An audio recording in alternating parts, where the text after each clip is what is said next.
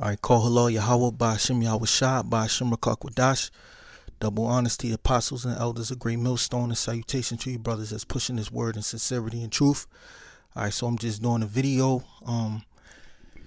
It's based on some articles that I brought out. I just wanted to convey, in this video, keeping up with the times and bring out some certain precepts. So it's going to kind of be an open forum. I have a few precepts that I wanted to bring out. So I'm gonna start with this video right here. It's a quick video. This is from CBS News. Take a look at this one. Now to Mecca, Saudi Arabia, where an emergency three-day summit is being held to discuss tensions with Iran. The U.S. and others suggest that the country is behind recent attacks on oil tankers. Iran denies that. CBS News foreign correspondent Imtiaz Tayeb is in Mecca, Saudi Arabia, with more on this story. Well, if the plan here at the emergency summit here in the holy city of Mecca was aimed at cooling down tensions across the region, well, that doesn't seem like that's going to happen. Saudi Arabia's foreign minister, in a statement early this morning, urging Muslim countries to confront recent attacks in the Gulf, allegedly directed by Iran with, and I quote here, all means of force and firmness. Now, Washington and its allies accuse Tehran of a string. So this Saudi prince, real quick, he looks like a straight up Edomite, man. All right, and we know that over there in those areas, a lot of the heads of these different families over there in the Middle East, we know that they're Edomites, a lot of them. Okay, a lot of them go back to Amalek. Okay, Esau puts his top people in these top positions. All right, and guess what? He's urging that the United States and these other Arab countries confront Iran. All right, which it's all part of prophecy. Because Iran is a part of the Gog and Magog in Ezekiel 38. In Lord's will, we'll visit that. Of recent incidents, including an underwater attack on oil tankers, drone strikes on Saudi-owned pipelines, and a rocket strike near the U.S. Embassy in Baghdad. Now, the U.S.'s acting defense secretary said last night some 900 American troops are being sent to the Middle East over this perceived Iranian threat to reinforce the tens of thousands already in the region. Now, President Trump... So you have tens of thousands of soldiers, okay, and they're sending more soldiers over there to the Middle East, and these soldiers are not going to come back, which leads me to this precept right here. This is Joel 2 and 20. It says, but I will remove far off from you the northern army, and will drive him into a land barren and desolate, with his face towards the east sea, and his hinder part towards the utmost sea. And his stink shall come up, and his ill savor shall come up, because he have done great things. All right, so what's going on down there in with the Saudis and this 3-day conference or whatever that they're having, this summit that they're having, is just the beginning of an escalation that's going to spiral out of control, and it's going to lead to the destruction of America. Remember, American foreign policy, Babylonian foreign policy, or if you want to say that Israel, controls the politics of the United States and the foreign policy of the United States, their agenda. Well, you can just say that that's going to lead to the destruction of America, okay? Say earlier this week he'd be willing to talk to the Iranian leadership, something his counterpart Hassan Rouhani indicated might be possible if sanctions were lifted. But Iran's supreme leader, the Ayatollah Khamenei, is saying that ain't gonna happen, that he does not want to talk to the U.S. And again, I quote here, he says it carries no benefit and only harm. Yeah, exactly, because you have Ayatollah Khomeini, all right, so he says basically a conversation with the United States carries no benefit, and it can be dangerous, because nobody trusts the United States of America no more, because they know that they're basically a corrupt institution, so to speak, or a corrupt country, a corrupt nation. Now, I'm gonna jump into this article real quick with Duterte.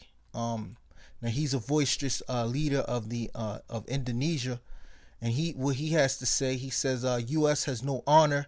Duterte slams bossy Washington for breach of arms deal. Okay, it says the U.S. Administration is not true to their promises. President Rodrigo Duterte stressed, still angry about Washington bailing out on a small arms shipment to its former territory under the pretext of human rights violations. So all of these countries are waking up to the fact that the United States does not keep their promises. They're angry. Okay, now let's go to the precept real quick. It says the nations were angry. I'm gonna say nations angry because the nations are angry. Okay, the United States is not leading. They're not living up to their promises. Okay, and guess what? It's time for them to go down. The Lord is turning, okay, the minds of the kings to fulfill the will of the destruction that the Lord is going to bring upon America. This is Revelations 11:18. It says, and the nations were angry, and thy wrath is come, and the time of the dead, that they should be judged, and that thou shouldest give reward unto thy servants the prophets, and to them and to the saints, and them that fear thy name, small and great, and shouldest destroy them which destroy the earth. So the Lord is coming back to destroy them which destroy the earth. Give reward to the Lord's servants, the prophets and the saints, okay, and the nations. All right, it's time for them to basically fulfill their duty, okay, to send their troops to war, okay, to be destroyed, according to Isaiah the 34th chapter. All right. So Duterte, man, he's angry. All right. Let's see, the nations were mad.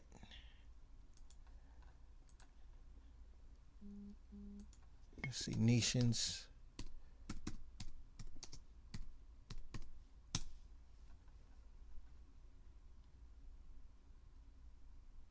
This is Jeremiah.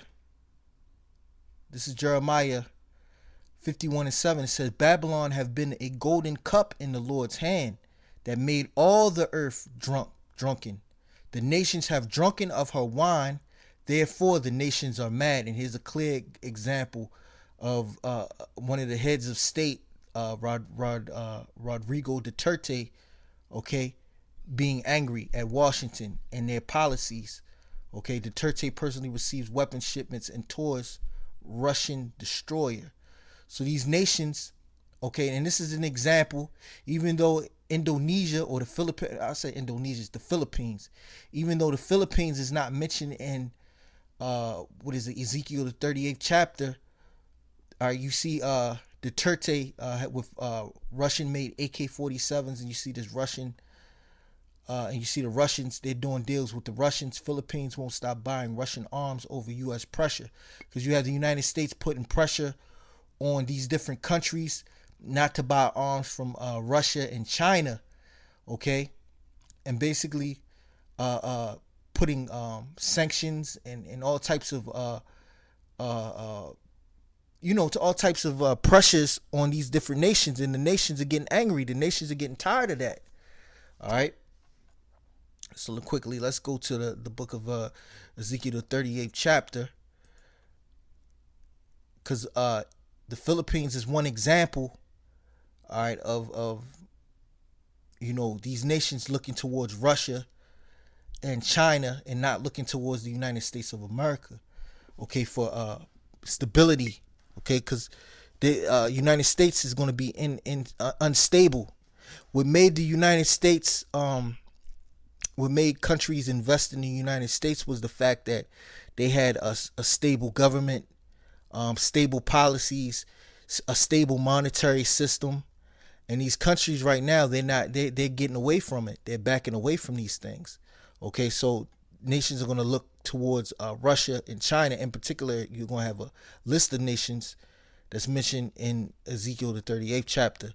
This is Ezekiel 38:1. It says, and the word of the Lord came unto me, saying, Son of man, set thy face against Gog, the land of Magog, the chief prince of Meshech and Tubal, and prophesy against him, and say, Thus saith the Lord power, behold, I am against thee, O Gog, the chief prince of Meshech and Tubal, and I will turn thee back and put hooks into thy jaws, and I will bring thee forth in all thine armies, horses and horsemen, all of them clothed with all sorts of armor, even a great company with bucklers and shields, all of them handling swords. Okay, because the Lord said, I will turn thee back and put hooks into thy jaws. And let's get an example of the Lord fulfilling that. Now, this is recent news. This is from the 30th of May. It says Putin submits bill on suspension of INF treaty. Now, the INF treaty was a treaty between the United States and Russia, dealing with different weapons capabilities. And look what Vladimir Putin did. President Vladimir Putin has submitted to Russia's parliament a draft resolution on Moscow's suspension of the INF treaty with the United States. If the Duma approves the bill, the suspension will become law. The State Duma will consider the draft later on Thursday. Russian president will be able to renew the suspension at his discretion. In February, the U.S. announced its unilateral withdrawal from the INF treaty. It claimed that Russia's testing of the 9M729 missile breached the terms of the deal. Now here you see Trump and Putin shaking hands, okay, looking eye to eye. This is a photo op, which they call it. It says Trump and Putin talked on the phone about possibility of a new nuclear agreement with U.S., Russia, and China. It says the Immediate Range Nuclear Forces Treaty came into force in 1987. So this treaty goes back to 1987. It's about 32 years ago. Okay. It says ban both the Soviet Union and the U.S. from developing and deploying land-based cruise and ballistic missiles with ranges between 500 and 5,500 kilometers. The agreement was signed to de-escalate tension in Europe, where both countries had dozens of such missiles deployed, posing a risk of an accidental nuclear exchange. All right, so they made a treaty because they didn't want a nuclear incident to take place, or a war to take place back then, and it was about 32 years ago. This was part of the Cold War. Okay, but guess what? Pursuant to Ezekiel the 38th chapter, and I will turn thee back and put hooks into thy jaws, and I will bring thee forth in all thine army, horses and horsemen, all of them clothed with all sorts of armor, even a great company with bucklers and shields, all of them handling swords. Persia, Ethiopia, and Libya. Now the nation here goes Persia, Ethiopia. All right, that consists of the people that live in over there on the Horn of Africa. You got Eritrea, you have Ethiopia, you have Somalia, and Libya, which that consists of Northern Africa, with them, all of them with shield and helmets. So they're gonna bring men to war. Okay, they're gonna supply soldiers to this war in the Middle East. And guess what? Russia is going to be like a guard unto them. Russia is going to supply them with weapons similar to what they do in Indonesia. I mean, why I keep on saying Indonesia? The Philippines. Okay, you see they buying weapons, shipments of weapons. Philippines won't stop buying Russian arms over U.S. pressure.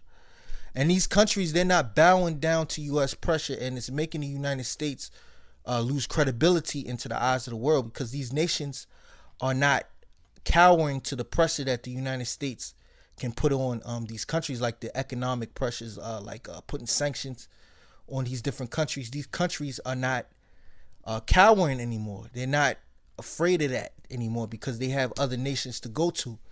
You have these nations that are emerging as superpowers. So while the United States was over there in Iraq and Afghanistan spending trillions of dollars over there, bogged down, okay, these other powers just sat back and they became stronger, okay?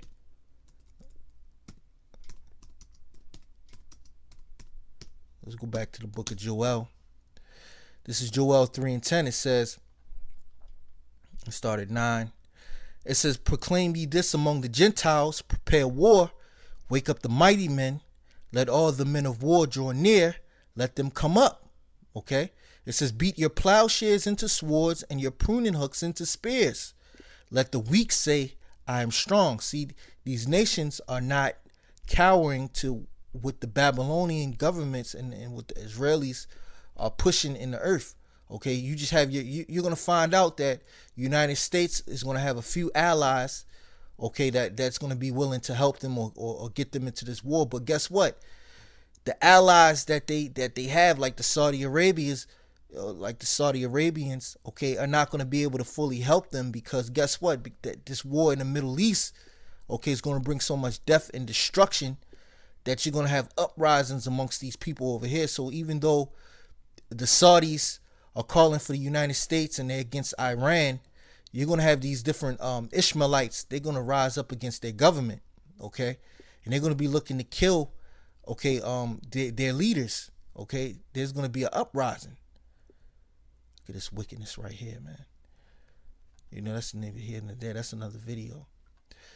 So it says Persia, Ethiopia. This is back in Ezekiel 38:5. It says Persia, Ethiopia, and Libya, with them, all of them, with shield and helmet. Okay, these are them that they turn their plowshares into pruning hooks, okay, because they're putting their money into their military. Gomer and all his bands, the house of Togarmah of the north quarters, and all his bands, it says, and many people with them. Be thou prepared, and prepare for thyself, thou and all thy company that are assembled unto thee, and be thou a guard unto them. So you're going to have Russia being a guard unto all of these nations, okay, and propping them up with military assets and different military weapons, okay, because the Lord is going to bring this third world war to pass, and there's nothing that they can do about it. It's nothing they can do about it. As a matter of fact, let's get I think it's let's get this is the book of Proverbs. Book of Proverbs 20. As you can see, the sentiment of the kings. You have the sentiment of the kings. The kings of the earth want war. They're calling for war. Okay, and they're falling right into the hands of the Heavenly Father. This is Proverbs 21:1. It says, the king's heart is in the hand of the Lord. As the rivers of water, he turneth it whithersoever he will. All right, so the Lord is putting the spirit on these different heads of state, all right, to bring forth this war in the Middle East. Even though that they might say that they don't want it or they might not want it, the Lord is going to put the spirit on them to accomplish, okay, the words of these prophecies, all right? Let's go real quick to let's go to Exodus. Let's go to Exodus 15 real quick. This is Exodus 15:3. It says, the Lord is a man of war. The Lord is his name. Okay, this is the same power, all right, that has power over the kings of the earth. Let's go to Daniel's 3 real quick, I believe. Daniel 3:17. This is Daniel 3 and is it Daniel 3? Let me see.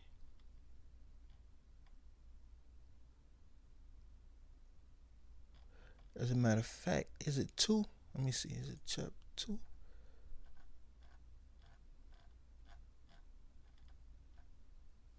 I'm gonna just decree.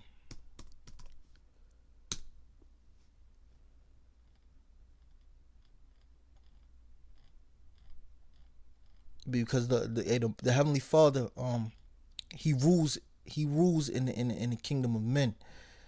Yeah, Daniel's.